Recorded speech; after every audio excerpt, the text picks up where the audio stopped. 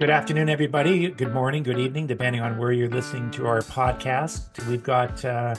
I always like to tell people where the guests are from. We've got Toronto.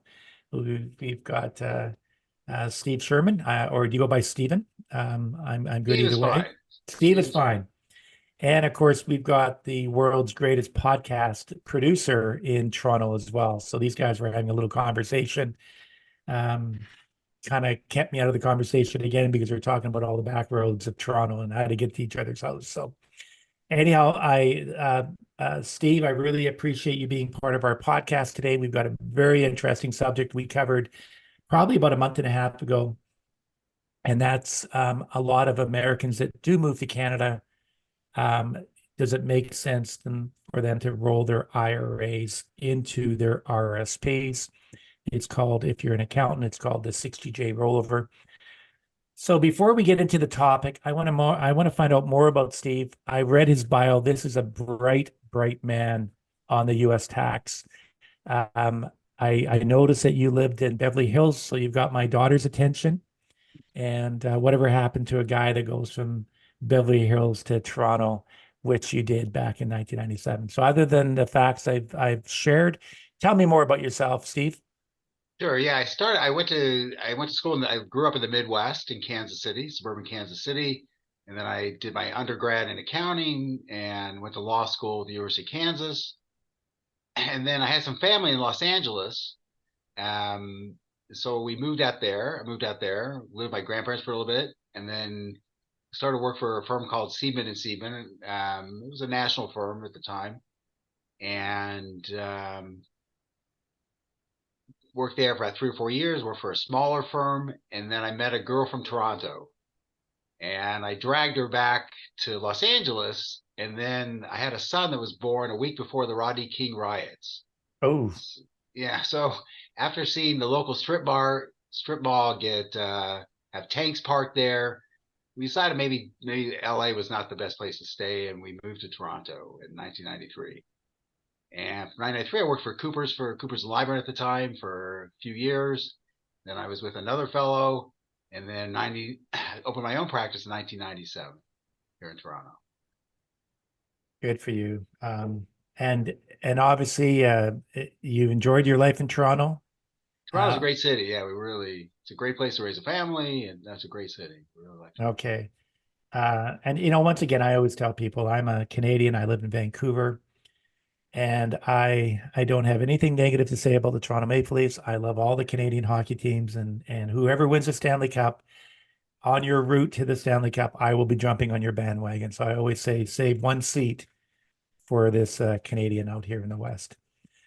Okay, so let's jump into it. So, um, tell me the first question we have for you is what is the tax treatment of an American living in Canada or a Canadian coming home?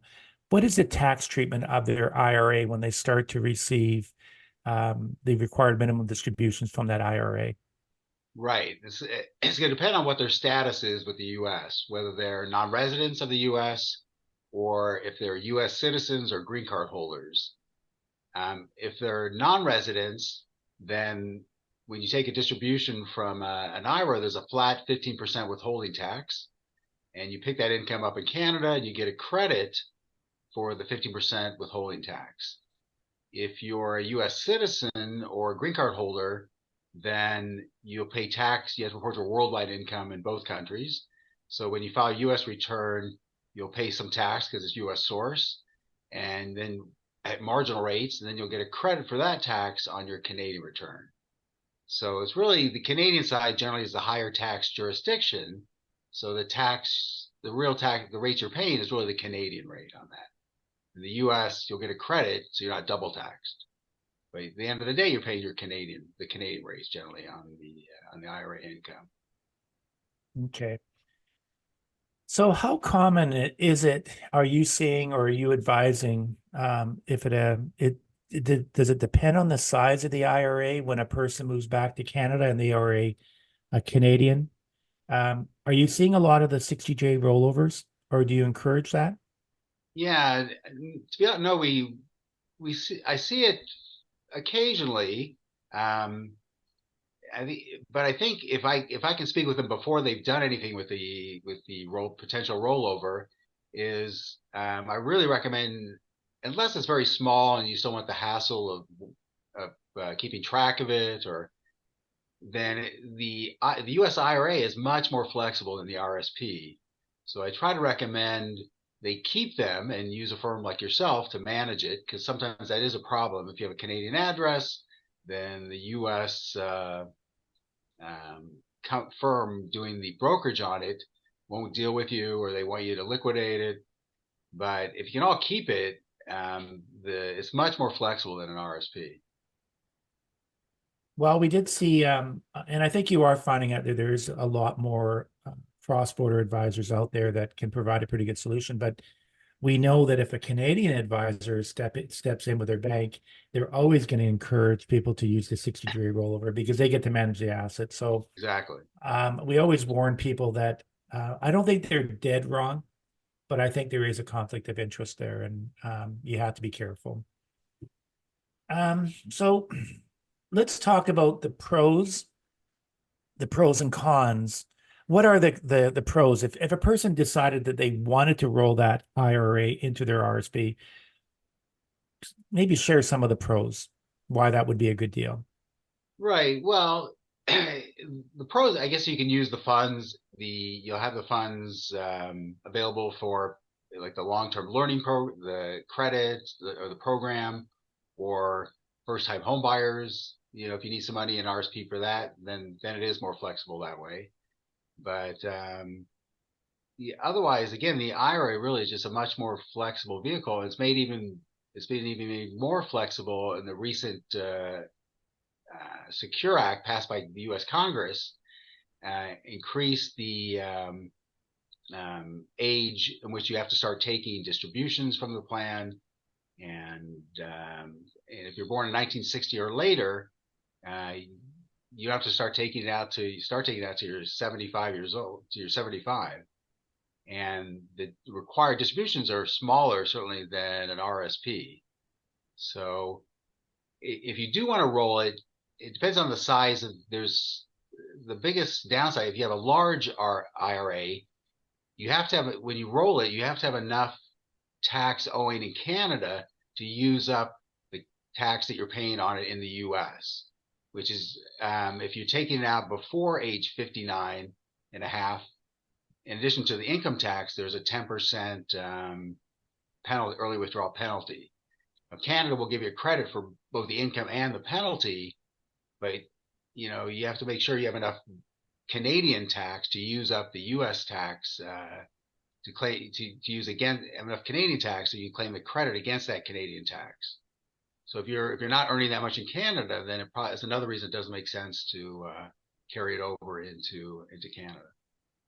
Our good friend in Kelowna, Heather, reminded us that it's not technically a rollover because the IRS does not care what you do with those funds. Once you cash them in, that's it. That's true. That's true. You put the funds wherever you want. You're cashing out, right? For U.S. purposes, basically, you are cashing out the funds. I guess the other thing, that one of the accounts we talked with a while back, she liked the rollover or the 60J mechanism because there was something that she mentioned that, oh, I know what it was. You could split income if you roll it over. Now that if you're over 65 years of age, you can, if you pull out 40 grand, you could actually allocate a certain 20 grand to your wife and 20 grand to yourself. That's true. Yeah, income splitting, that is an advantage in Canada, right? If you're over age, I think 65, you can split income if you have a spouse. Yeah, you can do income splitting with those funds in like any RSP. Yeah. You can do income splitting. And I guess the other thing is that there is no restriction. Well, I mean, once you get the money and you've paid your 10% because you're 59.5%, 59.5, if you've paid that 10% penalty, when you get to Canada, there is no penalty. It's all taxable income. Yeah, that's true. That is true. But also in Canada, the RSP, if you're married on the second to die, becomes fully taxable at death. Whereas obviously in the U.S., it used to be you would you go to a beneficiary over their life, and they shortened that, but still a nice deferral of 10 years before you have to start taking before you have to liquidate the plan. And if the person you inherited the IRA from was already taking distributions, then you have to start taking minimum distributions during each of those 10 years after you receive the funds as an inheritance. Now, I talked to a very interesting, he was a financial advisor. He's still a CFP in the United States. The guy's name is Craig Ware. And we talked about this, some of the tax advantages that are so much more favorable in the United States compared to Canada. In Canada, and I don't mean to be critical, but it seems like we have this deferral system that all you do is kick the can down the road, and eventually you're going to have to, whatever you've saved, you're going to have to spend. Do you find the U.S. side of things being a little bit friendlier when it comes Uh, to planning? Much more. I mean, the big one, obviously, in the U.S. in the not necessarily related to the IRA issue, is just you get a step up in basis at death. And right now, the estate exemption is about 13, I think, for about 13.6 million. So yeah, if you can have much more substantial assets in the U.S. and at death, actually, uh, it solves a lot of problems because of the step up in basis. Now, it doesn't apply to the IRA. Again, that goes to your beneficiaries, and they have 10 years to liquidate. Mm-hmm. But no, at death, Canada can, if you have assets in Canada, it can be quite an expensive situation. Well, the reason why I brought up Craig Ware's name, he, like I say, he was an advisor, and then he built this business where all he does is have certified financial planners working for him, and he's really big on the IRA conversion to a Roth, and he's also very big on the Roth, the Roth backdoor strategy. And it got me thinking that if we could ever intercept these Canadians before they move back home, and you had a good 5 years, you really could put those people in such better position. So let's say they have a large IRA, you do the conversion, all that money goes to their Roth IRA, and then you come to Canada, you file your election with your Roth IRA. Boy, that is a great strategy for a Canadian who knows they're going to move back home. Have you Yeah, seen much of no, that stuff? I don't see so much of that. It makes a lot of sense. Um, I just don't think that people are well enough informed before they make the move as to what their options are. But yeah, no, that makes a lot of sense. That does make a lot of sense. Prepay Well, the we'll make tax and yeah, make sure you make the and election. There's an election you have to make in Canada too to tell yeah, CRA about the Roth IRA that you have a Roth IRA. yeah. The year that you move to the year you move to Canada, it is a filing of the Roth IRA to make sure that that Roth IRA is not Stays. taxed, is not taxed as Canadian income. Well, when we do this episode with Craig Ware on these conversions of the IRAs to the Roth, I'll be sure to sell it with you, and I'm sure we'll have another chance to discuss it. But it just got me thinking that, and I've had other guests that have been very, very critical of the Canadian tax system.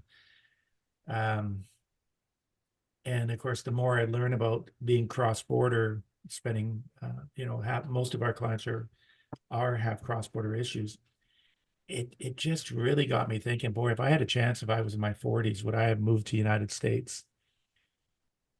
Is that common to people? Because you must have clients that are heading south. Not everybody comes up north and they get to meet the great job you're doing. But do you have a lot of clients that are actually going south as well? Yeah, I see. To be honest, I see it with kids. I see wealthy parents telling their kids go south. Um, the tax system will treat you much better in the long run, and you, I see that that's very common. I have a client. He's a doctor. He's an American. He came as he's a doctor. He's a radiologist here in Toronto, and he's telling all his kids he does quite well. Has a corporation, and he's telling his kids, and his kids see it too. Go to the States. You're going to be a doctor. You're treated much better economically. There's other reasons you may want to stay in Toronto, but from a pure economic standpoint, it's just no comparison. The higher your income, the better treatment you're going to get in the U.S. Now, do you find, and just previously we did a podcast regarding renouncing with one of the firms that does more renouncing of U.S. citizens than anybody on this planet. Now, how common is it? Are you seeing so these people that are coming home, or they phone up Steve because he is a cross-border accountant? Does the topic of renouncing come up with these clients? And do you find it's favorable or unfavorable, or what are people's opinions of this renouncing? Renouncing the U.S. citizenship? Yeah. Yeah, it's more the more complicated your situation, the more it makes sense to expatriate. Some just they don't want to. They're not going back to the U.S. They have no plans to go there, and so they go through the renunciation period process. Um, Though again, the more for some, it's not an option. If you're a high net worth person and you were born in the States, then you're what's called a covered expat, and you have an exit tax once your assets are over 2 million. So Hmm. that can prevent a lot of people from renouncing. But I find it's more just people they just don't want to file two returns anymore, or there's some tax complication, and they don't have the covered expat problem or a major covered expat problem. Then yeah, we probably do 5 or 6 renunciations a year. People that renunciate each year. Oh, that's very interesting. Now, Steve, in your practice, we talked about the 60J rollover. What is the other thing that you find that you're really spending a lot of time with on your clients? Yeah, I mean, incorporating Canadians that want to incorporate professionals, particularly professionals, and the pros and cons. Generally in the working years, it works that you can incorporate and not owe U.S. tax. Generally, you'll get a credit for the Canadian tax. You make a 962 election typically. Um, it's not as favorable once you retire and you still have this corporation with all this investment income. Then it's not terrible, but you're still looking at 19% tax rate on investment income. In Canada, you can invest in corporation and pay less tax corporately. So that tends to be, gets to that point, people look down the road, then they'll start to say, well, maybe I should expatriate. Um, um, this U.S. is more of a hassle. Also, the tax return becomes much more complex once you have a corporation. So I say that's probably we spend a lot of time people who want to incorporate, like small business owners, professionals that want to incorporate. So, so we were dealing with some of our clients that are senior partners with PwC. They're American, and it sure seems like there's limited things that they can do. We looked at the RCA, retirement compensation arrangement. It doesn't fly because you have to have that employer-employee relationship. We're looking to see if there's something we can do on the individual pension plan. But the average person, American, if they move up to Canada here and they want to incorporate, they have to worry about things like PFIC in that corporation as well. Yeah, it depends on how it's set up. PFIC, if it's not a CFC, a controlled for corporation, then you can run into PFIC issues. If it's not a CFC and you have investment at majority of investment assets in there, yeah, you run into PFIC issues. Or if it's a CFC, you still run it. You run into the what's it called? I'm drawing a blank. Um, it's a I draw a blank on what it is. There's a tax on the investment income, Okay. and yeah, you look at it's 90. You have to pay, the current rate in the states is 21. 20 corporate rate is 21%. So 90% of that, you have to pay at least 18.9% in Canada. Otherwise, you're going to owe subpart F. I apologize. Subpart F income in the states. So it just makes it much less flexible being an American owning a corporation. And what do you find that, these people that do find you and you're looking after all their cross-border issues, what do you find is the number one reason why these people are coming to Canada, knowing that we have higher tax? Our politics are silly on both sides of the border, so we can't take credit that we're better than they are from that point of view. But what do you think is the number one reason that's allowing Americans to move to Canada? Yeah, what's I was trying. I think that generally it's employment and family are what draws them here, or or they were born here and they went to school in the States and they come back. Yeah, I think if they really took, I mean, economics for everybody is not number one. It's not the number one Hmm. concern for everybody. You know, I try to, if I can get to them before they make the move, I can try to explain to them the the cons of the tax system up here. Um, but people move for a variety of reasons, and it, it's more for family and job opportunities. I think is typically why they move up here. And do you find that does the topic of healthcare come up? I mean, you moved from so you're the best person to ask this question. You met a girl from Toronto. She moved down to Los Angeles, and within years, after you had your son, you moved back to Toronto. What was the number one motivation that caused you guys to move back? Was it Yeah, too? for us it was family. Like my wife's at the time, her parents lived here. She had two siblings living here, and they had this. I'm Jewish, and they had Jewish schools here. Okay. So it was really for family reason. It wasn't. I didn't really look at it economically at the time. It was family based. Okay. Okay. And you would know better than anybody because you're one of those guys that has to file the US tax return and the Canadian return. And have you found, even with yourself being an accountant, have you found any ways to try and avoid that double taxation? Um, Yeah.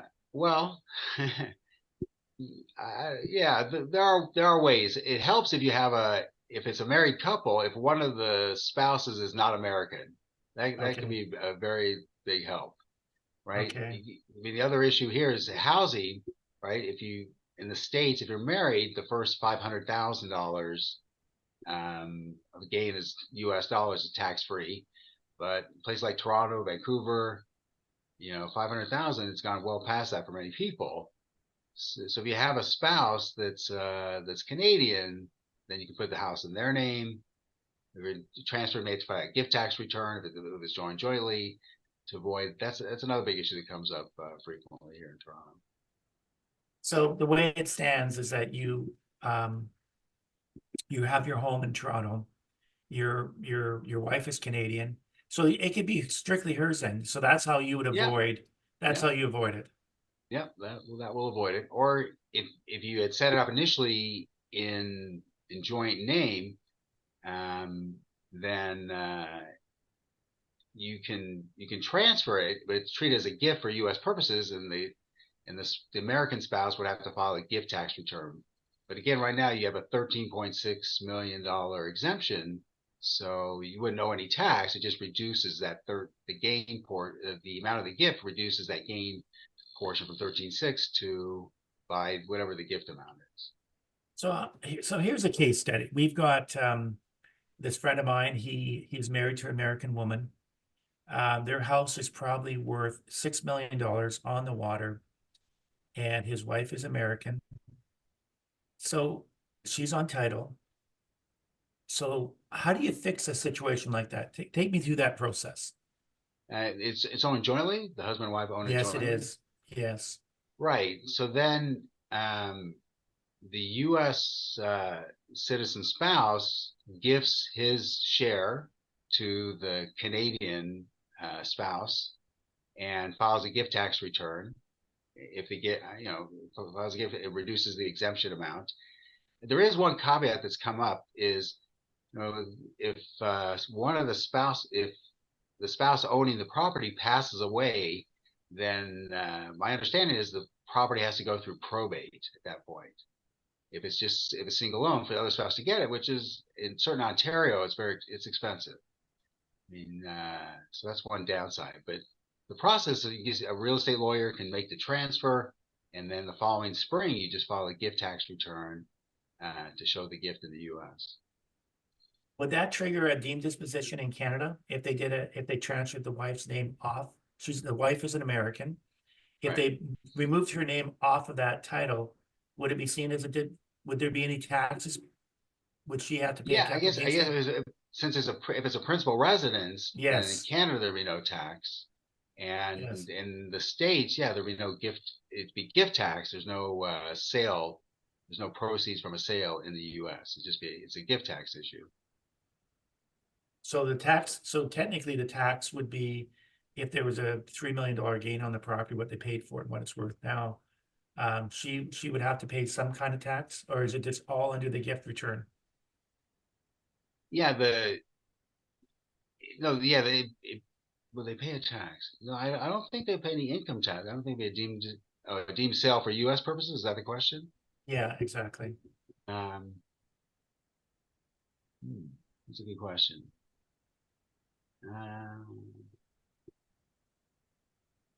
no, well, I mean, typically on a gift for U.S. purposes, the donee takes the basis. It takes the basis of the, but yeah, with a non-resident, a gift to a non-resident, um, yeah, because no, I think I'm not. I have to check. I'm not 100% sure. Okay, no, that's how complex it is out there when you're seeing these American Canadian couples and principal residences, and no one told them what to do. So the value of having someone like yourself to make sure. I will give you a little bit more over the next couple of days. I'll give you some it's a little bit more a little bit more to that case study to show you what would we have to do, or what we need to do. Not that we're looking for free advice by no means, but it's always good to know that when we are talking to people, um, to be aware of the problem, and then they need to meet someone like Steve to be able to correct that problem if you can. Well, other than that, what else is happening in Toronto these days? I mean, you're pretty busy. Is this a busy time of the year for you? This is the busiest time of year, sure. Uh, And I think it's hard to find. To be honest, it's hard to find staff. Also, I think I've talked to other accountants. It's hard. People aren't going into the accounting business so much. The younger people, so it's hard to find staff that to do this work. yeah, we a lot of people we talk to. It's not just the accounting world; it's everywhere. People are having a hard time. As your business is growing, it's hard to find really good people. We're in a good position in the sense that we have our staff are pretty happy with everybody, and there is I'm in Maui today, but apparently they had about 25 centimeters of snow in Vancouver, so it's a snow day, so everybody's working from home. So it sounds like things are kind of chaotic in Vancouver. Well, Steve, I have to thank you for your time. I know you're a Sure, busy man, and thanks for coming on the podcast. And I always sure. close off every podcast by saying, the world is small, be kind to all. And I really enjoy our conversations and sharing clients. So thank you for your time. Very good. Thank you, Jerry. Okay, all the best.